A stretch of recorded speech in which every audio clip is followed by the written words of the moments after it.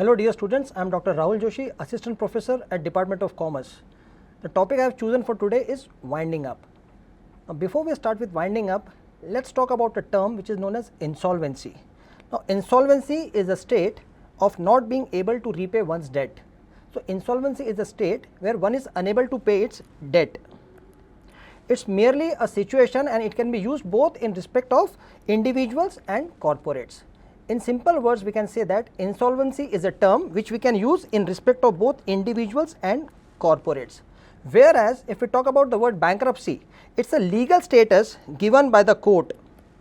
So bankruptcy is a legal status given by the court, whereas insolvency is a state where one is unable to pay its debt, and the term can be used both for individuals as well as corporates.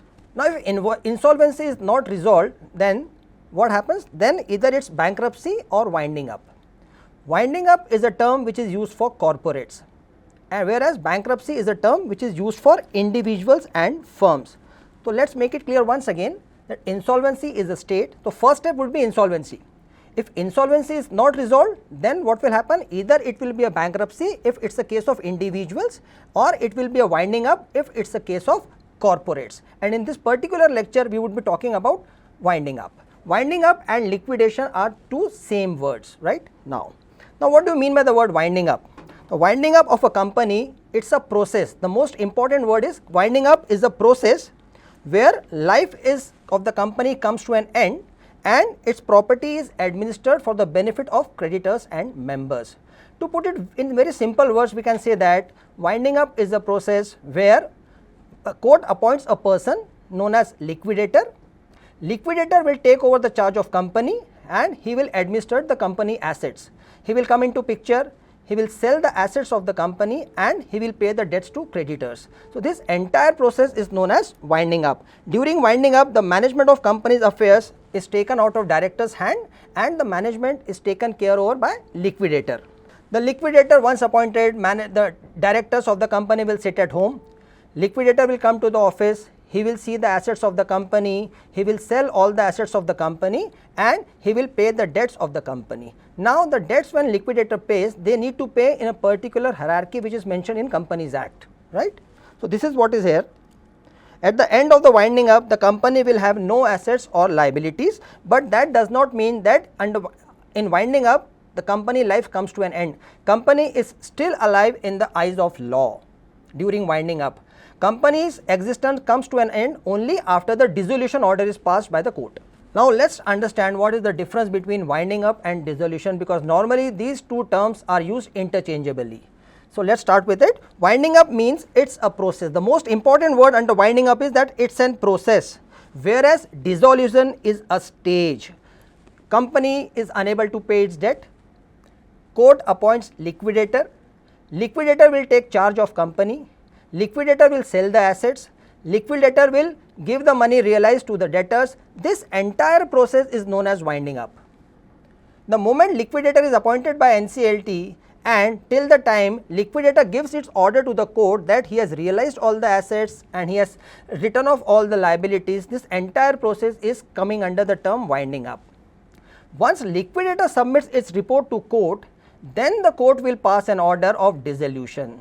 So the major difference is winding up is an entire process, whereas dissolution is a stage where the company's legal existence comes to an end. Now the stage winding up is the first stage in terminating the life of a company, and dissolution is the last stage. Then you talk about liquidators. Winding up proceedings are carried away by official liquidators which are appointed by NCLT, and in dissolution there is no such work of liquidators. Then the role of creditors.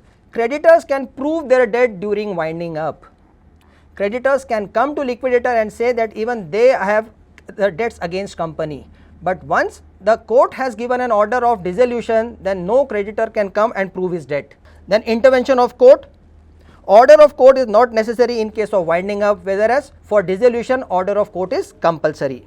Then striking of the name of the company. In winding up, as we have already spoken about it, during winding up the existence of company is still there, but the moment the dissolution order is passed, the life of company comes to an end. Then how a company can be wound up? Company can be wound up in two ways. One is compulsory and another is voluntary. Now when we talk about compulsory winding up is nothing but when winding up is taken care by NCLT, that is National Company Law Tribunal.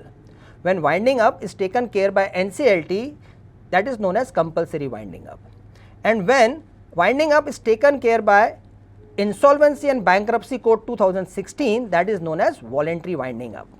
So we can say that compulsory winding up is taken care by Companies Act, which is also done by NCLT, whereas voluntary winding up is outside the purview of Companies Act and it is being dealt under Insolvency and Bankruptcy Code 2016. Now just look at the word code, Companies Act and Insolvency and Bankruptcy Code. We will just stop here for a moment and just think why the word code is used. So we have given things, why code and not act? So the difference is when there are scattered provisions of various acts, we consolidate them into one and we make a code. When we talk about winding up, provisions related to winding up are scattered in different acts. For example, Indian Partnership Act, Companies Act 1956, 2013, SICA Act 1985, SURFACI Act 2002, all these acts have some provisions related to winding up. So what has been done in Insolvency and Bankruptcy Code, in all these particular acts, whatever were the provisions related to winding up, all these provisions have been taken and they have been consolidated into Insolvency and Bankruptcy Code. One more difference is in case of code, there are no rights and liabilities. Only procedures are mentioned. If you go through Insolvency and Bankruptcy Code, you will see that it only deals with the procedures. There are no rights and liabilities which are mentioned in Insolvency and Bankruptcy Code. Then we talk about compulsory winding up. Compulsory winding up is nothing, winding up by National Company Law Tribunal, that is known as compulsory winding up. Now what are the circumstances in which company could be wound up by NCLT? Now the number one is if company has passed a special resolution that it has to be wound up, then it can be wounded up. If company has acted against the integrity and sovereignty of India, then the company can be wound up by NCLT.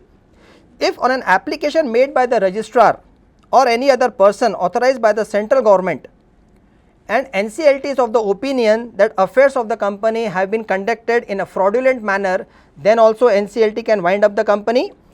And if company has made a default in filing its financial statements or annual returns for 5 consecutive years, then also NCLT can wind up the company.